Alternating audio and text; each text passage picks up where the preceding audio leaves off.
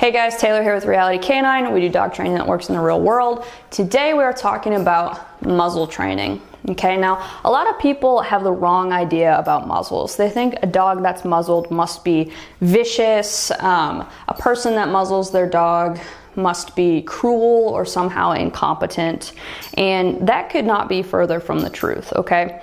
A muzzle is a management tool. And when it is properly introduced and properly fitting, it is a really, really great way to keep dogs safe and people safe instantly, okay? So if you are watching this because you're a dog owner that wants to learn how to properly muzzle train your dog, I commend you because you are being a very responsible dog owner. Now, there's lots of reasons why you might want to muzzle train your dog, and not all of them have to do with biting, okay?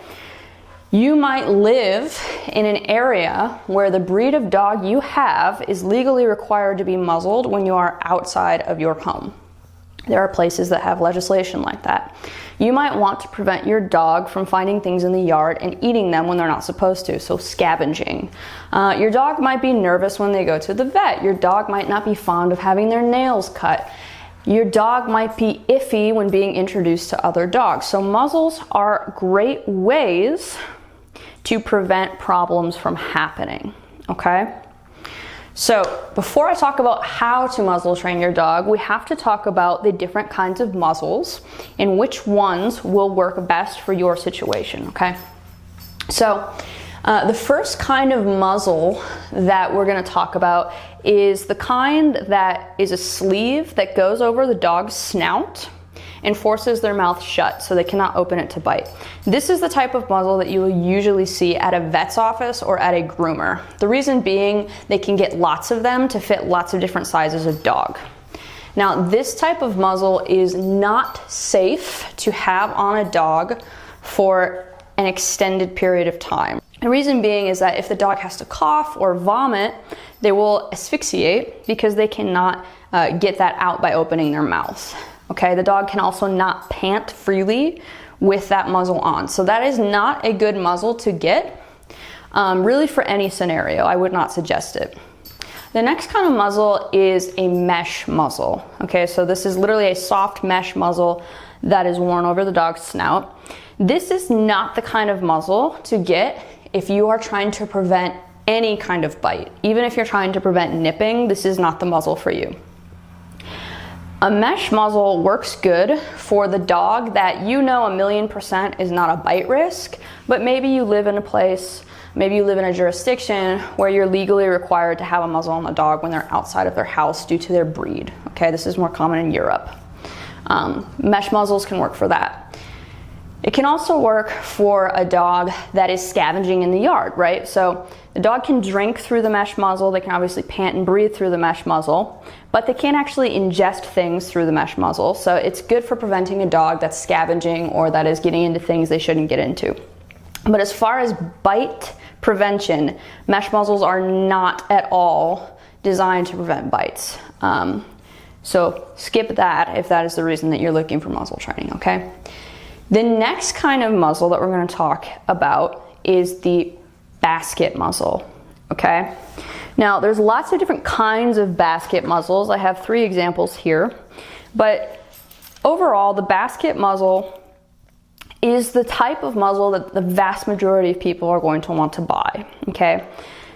The basket muzzle, in most of its iterations, is designed to prevent bites. And it's also the best designed muzzle for long-term wear. The reason being is when it's properly fitted, the dog can open their mouth to pant freely. There's openings so they can drink water with it on. They could even eat food if it was the right size food. There's holes in the basket muzzle so that treats can be delivered to the dog, so this muzzle can be worn in training.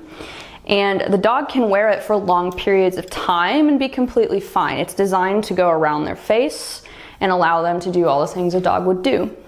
Again, when it's properly fitted, Now there's different types of basket muzzles, okay? There's different kinds of materials that go into basket muzzles, and I'm gonna go through each one, okay? So the first kind of material that can go into a basket muzzle is called biothane, okay? These are becoming very popular because they look very cool, they're very trendy, and biothane as a material is awesome. It's waterproof, it's easy to clean, and it's a lot lighter than plastic or metal muzzles. Now, if you have a dog that you are trying to prevent biting, biothane muzzles are not bite proof. The reason is the material is malleable. So you see this muzzle is, it's got rivets in it and it's got several biothane straps across the front, okay? Even with this, a dedicated enough dog would be able to bend the material and get their teeth around an object or a person that they're biting, okay? So these muzzles are not bite proof. These muzzles are great to prevent scavenging. And in the instance that you have a dog that maybe they're not truly biting, but maybe they are nipping, like you're going to do the nails, and maybe they're just doing a quick little, it's potential that this muzzle could provide some protection for that. But really, if you are looking to truly prevent a dog from putting teeth on someone or another animal, biothane muzzles are not 100% bite proof, okay?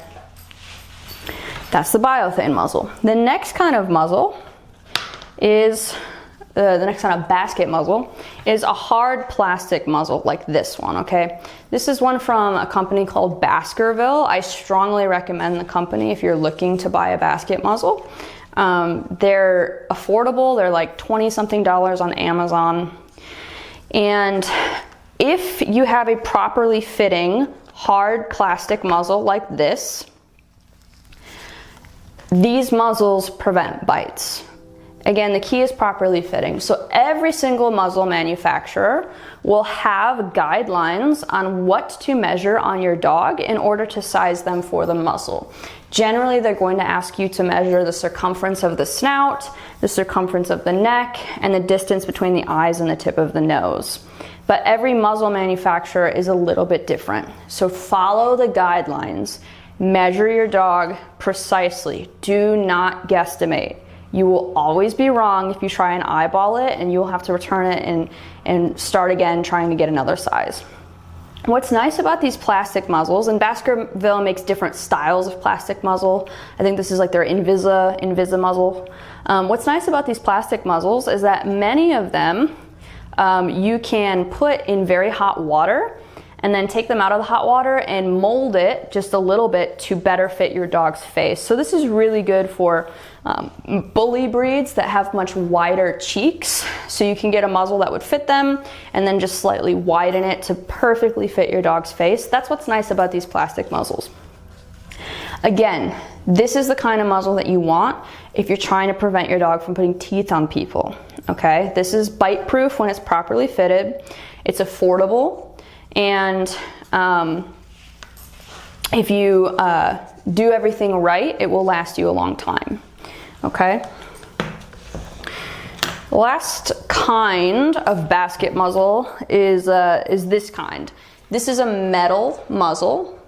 It's made by a company called Learberg. I'm not sponsored by them, but they make very high quality muzzles, and they're a bit more expensive. Now, muzzles like this are great for really high drive dogs or working dogs. You'll often see when somebody has a working dog or a police dog, and it's in a situation where it needs to be muzzled, not for the purposes of bite work, which we'll talk about, but maybe it's going for a vet visit, they'll have muzzles like this. And the reason being is metal is obviously stronger than plastic, and these muzzles will last longer because they are metal.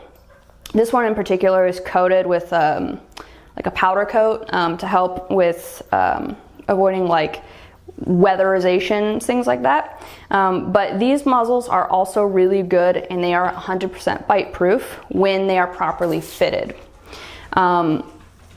Again, you have to do all the things with the sizing and such. So if you're looking to prevent your dog from putting teeth on people, You need a basket muzzle. It either needs to be hard plastic or it needs to be metal.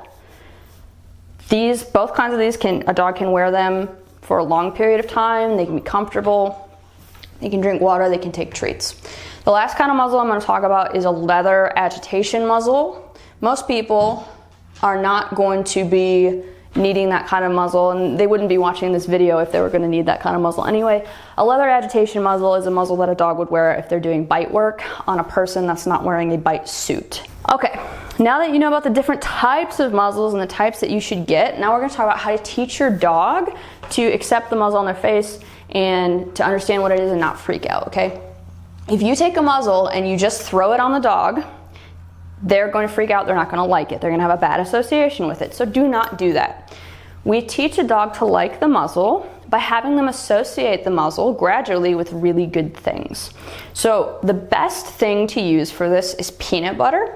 If you're allergic to peanut butter, you can try almond butter, you can try Greek yogurt, just something that's not that the dog has to sit there and work at getting all of it. That's why peanut butter works so great.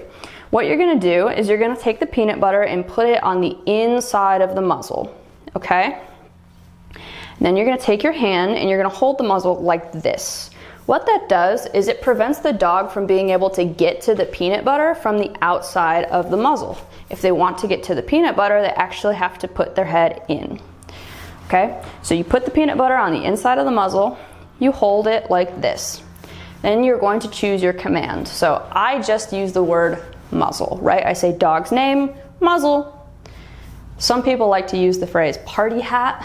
I just say the word muzzle. Whatever your command is, you're gonna say dog's name, muzzle, present them with the muzzle, and they're gonna maybe be a little bit worried, they're gonna be a little bit timid, they're gonna sniff around, be like, what is this? And then they're gonna want the peanut butter and they're gonna put their head inside. You're literally just going to sit there and let them lick the peanut butter and just, good boy, good boy, good girl, good girl. Don't move the muzzle into their face. Just let them come to the muzzle. Even if they pull their head out a few times because they're a little bit timid, just keep staying still and just good boy, good girl, and that's it. That's your first session, okay? You're gonna keep doing little 10-minute sessions of that, you know, maybe twice a day. And as you do sessions, you're gonna start progressing. So maybe the next time, your dog's name, muzzle, and they're cool getting the peanut butter, maybe then you're just gonna take the strap and maybe pet the side of their head with it, okay? Now, be cognizant of the dog that you have. The vast majority of dogs are cool with this. If you have a dog that might be having some issues around food, have a little bit of situational awareness there. Vast majority of dogs are cool with doing it slowly, just petting them with the strap, right? Desensitizing them to the feeling of this on their face. Again, don't rush them, don't push this on them. Just allow them to come in and out getting the peanut butter. And the whole time you're saying, good boy, good girl, good boy, good girl. You're gonna work yourself up to the point where you can get the strap behind their ears. And they can pull away if they want to, and that's fine, it's cool.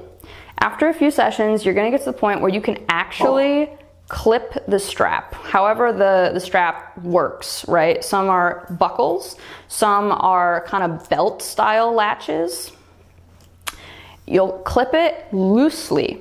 So if the dog pulls their head back, they can just come out of it, right? You're just getting them used to that sound and the feeling of it behind their ears.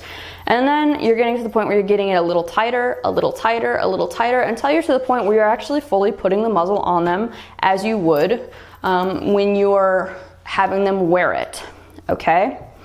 Now, when they do that, they might pull back and be like, holy crap, this thing is on my face.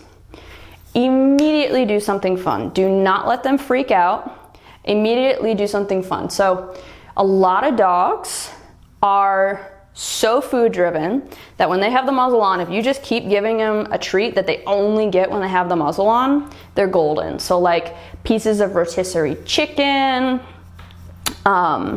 you know, shredded chicken, pieces of liver, freeze-dried liver, stuff like that that they only get when they have their muzzle on. You can give them more peanut butter on the outside and let them lick it. Other dogs, especially if they're more motivated by play, you can start teaching them muzzle games. So what I mean by that is Some dogs love to pop bubbles. They just naturally love popping bubbles. So you can show them, like that's a game that they can play with their muzzle on. They just boop it with their nose, right? So you play bubbles with them when they have their muzzle on, and they only get to play bubbles when they have the muzzle on. If you have a herding breed or a dog that you think might like it, you can teach them how to nose a herding ball, or since they have a muzzle on, you can teach them how to nose like even a soccer ball, right? And teach them that game. Do something, tailor it to your dog, do something that will make this a positive association, okay? And then keep working on it. And then you start getting your dog to wear the muzzle for an extended period of times. And depending on why you're having them wear the muzzle, you know, if it's a safety issue in your home that you're managing while you go through training, you know, when they're out of their kennel, they can have their muzzle on and everybody's safe and it's okay, right? Instead of being confined to a cage their whole life, the dog can take their little cage with them and they can still be a dog and live life, okay? After you've conditioned them to the muzzle, you can start working on this muzzle command like any other command, right? So just like any command, Bowie, muzzle. Good girl, my treats are over here. Good girl, Bowie free. Good girl, Bowie muzzle. Good girl, Bowie free. It's just like any other command. Now, of course, I can put the treat in the muzzle, Bowie muzzle, Bowie free. But it's just like any other command. You get the dog to not see this as a bad thing, right? See, she even wants it, right? She's like, give me the muzzle because I want my treats. I want to play bubbles. I want to, you know, Bowie muzzle. Good girl, Bowie free. So I hope this video was helpful for you. If you have any questions about muzzle training, feel free to leave them in the comments and please subscribe. Thank you.